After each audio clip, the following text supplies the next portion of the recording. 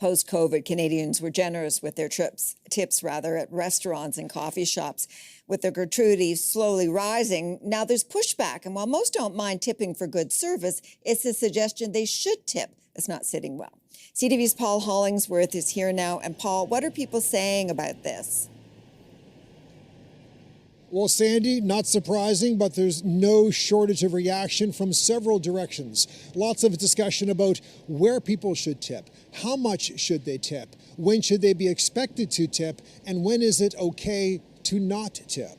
A new survey finds Canadians are uneasy with the increasing requests for tips. People are happy to tip in restaurants and salons, but much less happy to be asked for a tip in all sorts of other places. Sit-down restaurants get the most support for tipping at 77%. Salons are 66%. Hotel housekeeping, taxis, and third-party food service are approaching 50%. Retail stores get the least amount of support for tipping at 7%. There are also areas where men and women disagree. 67% of women think it's okay to tip at the salon compared to 53% for men. More people say 15% for both of those locations than anything else. At this barber shop, a haircut runs $30 plus tip. I put some recommended tips, and I put like a percent and amount tip.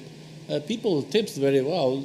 I expect like students, they don't have much money, of course. Jenilyn Atienza expects nothing but is grateful for any tip received. They have an option to skip the tip. As for how this customer views the subject, I mean, don't be a jerk. You know, you got to earn it a little bit. One business owner today also told me he hears from a lot of seniors who tell him that they don't mind tipping, but sometimes they apologize for not tipping enough. They basically say because they're living on fixed incomes, they can only give so much, but rather than awkwardly tip a low amount, they're very transparent when it comes to what they can give at certain times. Sandy. All right, Paul.